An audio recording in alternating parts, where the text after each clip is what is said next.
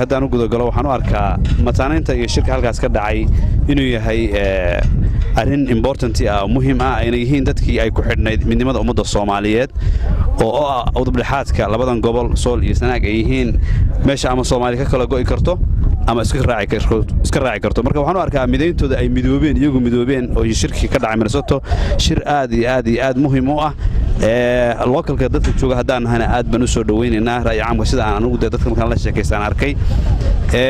qodobka labaad waxa weeye dawladda federaalka waxaan ugu baaqaynaa dadkaas xuquuqda ay ku lahaayeen Soomaalida kalaba sida u nooshay sida Hargeysa looga nool yahay sida Garowe looga nool yahay caasimada iyo dad jira oo Soomaali ula xiriira dawladda federaalka oo aan cidi uga turjubaanin ay u yihiin in iyaguna xaq u leeyihiin marka xuquuqda ay ku leeyihiin dawladda federaalka inay si degdeg ah uga soo jawaabto oo arinta ay si degdeg ah maxay hayto uga qabato dadkana xaq ay u leeyihiin oo ah inay maamul gaar ah iyagu leeyahay samaystaan in arintaas fuliso ayaan dawladda federaalka ugu baaqayaa shirkaas oo lagaga arrinsanayay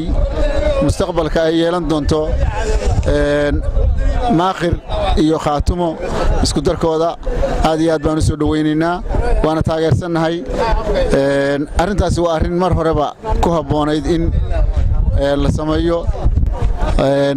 si degdeg ayaan uga codsanaynaa dawladdu inay codsiga aqbasho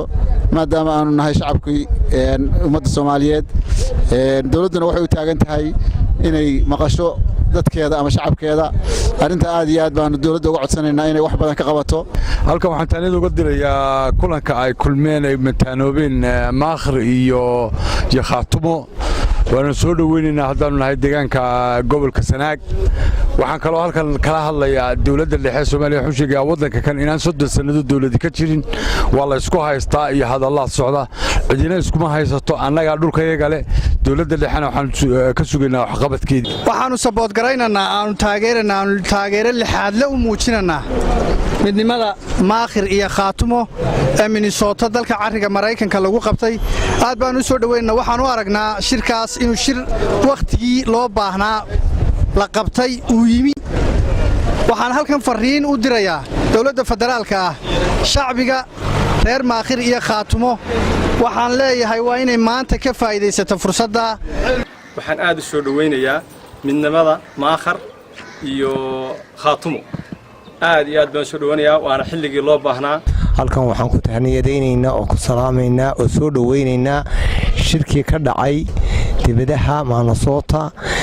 la leeyahay dhul badan fara badan waan soo dhaweynaynaa waxaan leenahay soo dhawaada waxaan aad iyo aad u taageeraynaa oo aanu boqolkiiba boqol taageero buuxda siinaynaa shirkii ka dhacay Minneapolis waddanka Mareykanka ee midnimo ay ku midoobeen maakhir iyo khaatumo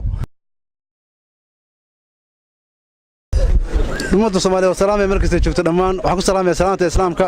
shirka Minneapolis ka dhacay khaatumo iyo maakhir ay ku heshiiyeen midnimadeeda waa taageerina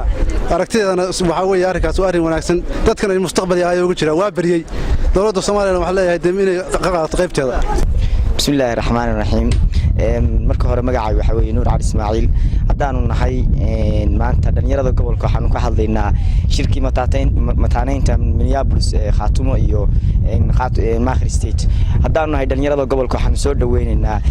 arrinka ka dhacay Minneapolis dawladda federaalka waxaan ugu baaqaynaa inay mar walba iyo inay garab istaagto maxaa la dhahaa maamuladan hadda midoobay anigu waxaan arkaa mataanaynta maakhir iyo khaatumo aad baan u soo dhaweynayaa waan ku raacsanahay waan ku taageerayaa dawladda federaalka waxaan leenahay waa inay taageertaa oo ay soo dhaweysaa si ay labada maamul ee dulmiga ku haya ay uga raystaan Puntland iyo Somaliland mataanaynta maakhir iyo khaatumo aad baan u soo dhaweynaynaa